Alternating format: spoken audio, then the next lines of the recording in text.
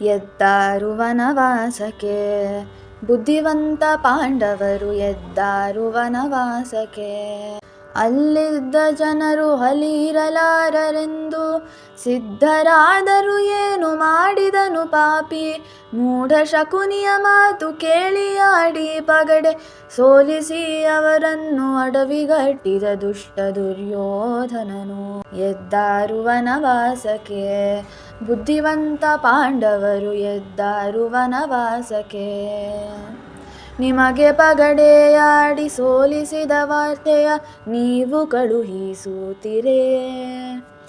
ಹೀಗೆ ಧನವೂ ದ್ರವ್ಯವೂ ಇದ್ದ ಇವನಿಗೆ ದಯಾಧರ್ಮ ಎಳ್ಳಷ್ಟು ಬೇಡವೇ.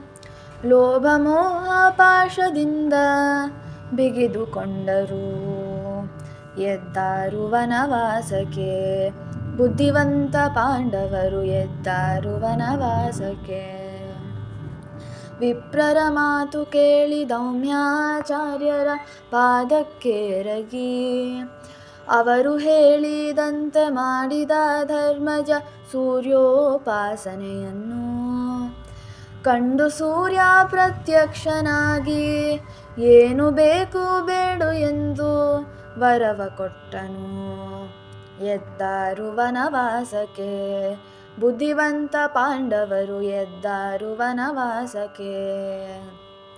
ಲಕ್ಷ ಕೋಟಿ ಬ್ರಾಹ್ಮಣರ ಭೋಜನ ಆಲಸ್ಯವಿಲ್ಲದಂತೆ ಮಾಡಿಸಬೇಕು ಎಂಬ ಮಾತನ್ನು ಕೇಳಿಕೊಟ್ಟ ಸೂರ್ಯ ಅಕ್ಷಯ ಪಾತ್ರೆಯ ಸ್ವಚ್ಛವಾಗಿ ತೊಳೆದು ಪತ್ನಿಯ ಕೈಯಲ್ಲಿ ಕೊಟ್ಟ.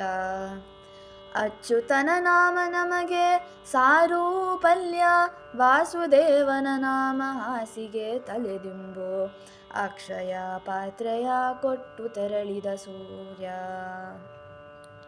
ಎದ್ದಾರು ವನವಾಸಕ್ಕೆ. ಬುದ್ಧಿವಂತ ಪಾಂಡವರು ಎದ್ದಾರು ವನವಾಸಕ್ಕೆ. ಇಷ್ಟವಾದ ವನದೊಳಗೆ ಅಷ್ಟೈಶ್ವರ್ಯದಿಂದಿದ್ದರು ಪಂಚಪಾಂಡವರು. ಮುತ್ತೈದೆಯರು ಉದಯ ಕಾಲದಲ್ಲಿ ಈ ಪದವ ಹೇಳಿ ಕೇಳಿದರೆ ಅಷ್ಟೈಶ್ವರ್ಯ ಕೊಟ್ಟು ಪುತ್ರ ಸಂತಾನ ಕೊಟ್ಟು ರಕ್ಷಿಸುವ ನಮ್ಮ ಹಯವದನ. ಎದ್ದಾರು ವನವಾಸಕ್ಕೆ. ಬುದ್ಧಿವಂತ ಪಾಂಡವರು ಎದ್ದಾರು ವನವಾಸಕ್ಕೆ. ಬುದ್ಧಿವಂತ ಪಾಂಡವರು ಎದ್ದಾರು ವನವಾಸಕ್ಕೆ.